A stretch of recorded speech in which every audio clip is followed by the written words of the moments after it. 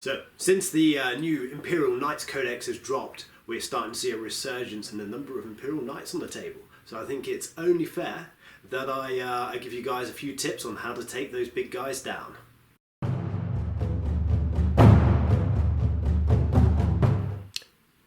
Welcome guys, it's Andy here from D6 Evolution. Anyone who's new to the channel, we are all about 40k tactics and tournament tips, and today we're focusing on how to take down these big guys, the Imperial Knights.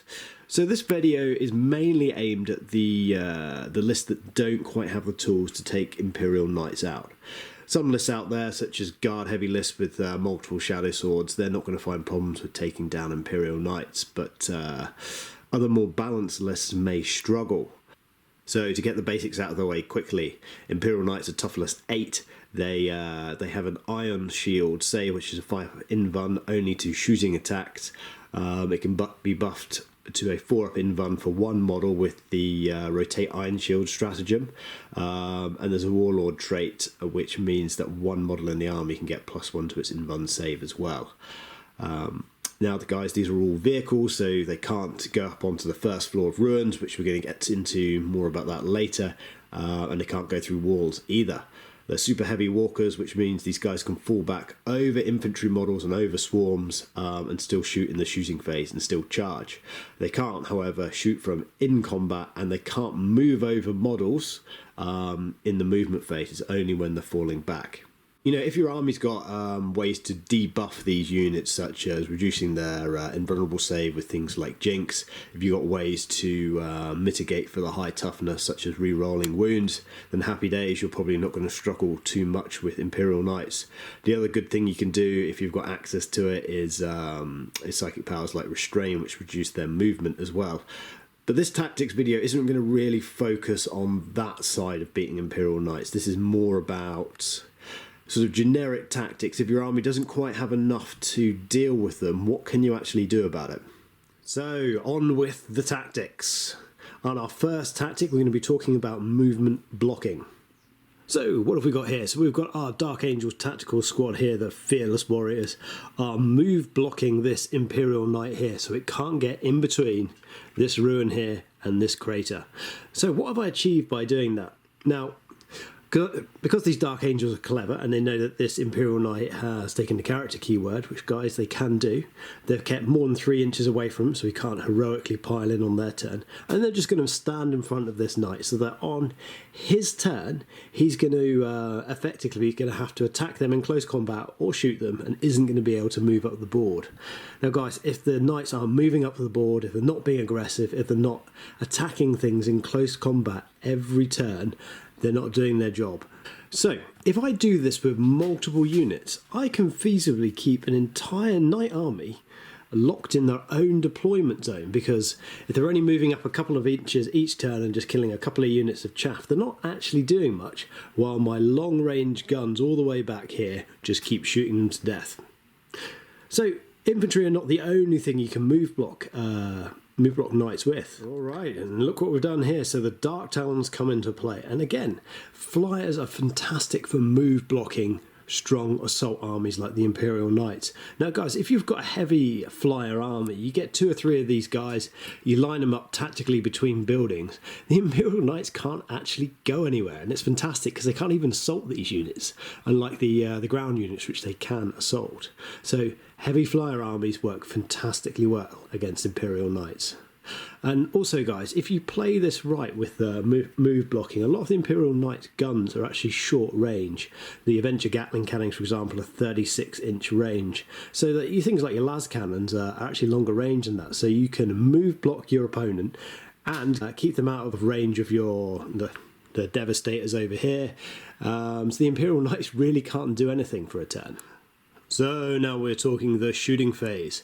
So classically, Imperial Knights, there's quite a lot of knights in an army.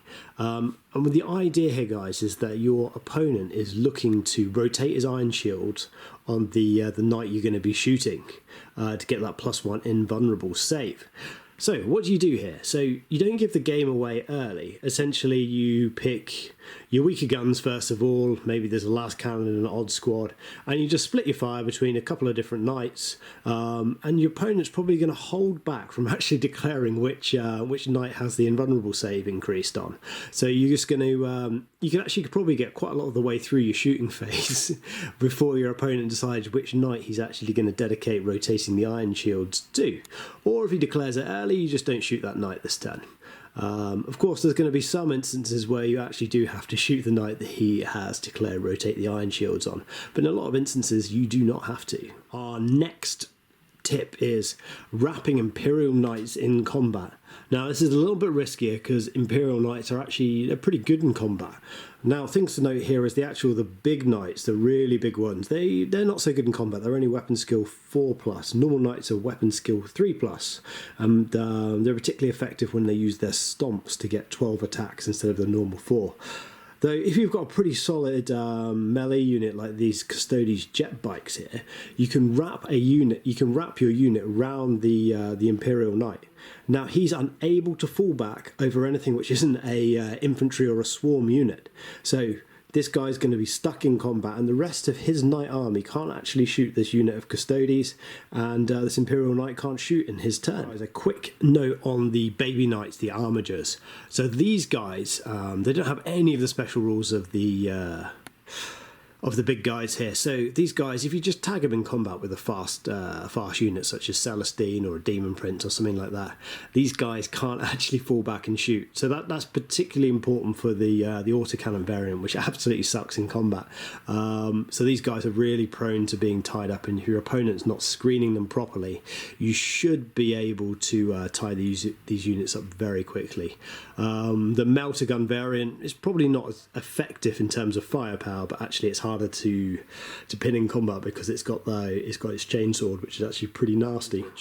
So Imperial Knights can't go up into ruins, and therefore they can't actually assault any units in a ruin, because a measurement for assault is base to base. So this Imperial Knight has to get its base within 1 inch of these guys over here, which is physically impossible because it can't go on above the ground floor of ruins. Now it does have a stratagem where one model in the army can assault something in ruins. It has to be, I think, within 6 inches vertically and 2 inches horizontally, and there's a caveat that all of the units attacking has to be above the ground floor.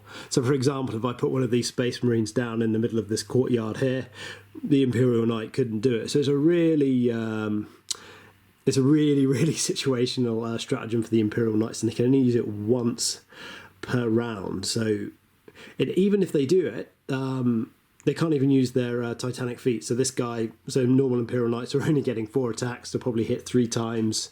So at maximum, sort of 3 or 4 Space Marines are going to die. So you wouldn't actually kill an entire tactical squad. And the other thing to note here, guys, is that if your mission allows it, place your objectives high up in buildings. It's really annoying for Imperial Knight players because all of their big guys here, they can't actually hold objectives. Or if you can't place them high up in buildings, place them at the corner of the board if they're running strong assault Imperial Knights, because again, these guys need to get into range to do things. Okay guys, so these are my tactics for Imperial Knights. Let me know what you think. Let me know if you've found anything else interesting which you've used against Imperial Knights, and I'll see you in the next video. And guys, if you like what you're seeing, give the video a thumbs up, and consider subscribing to the channel. There's going to be plenty more tactics videos like this. Right, see you later.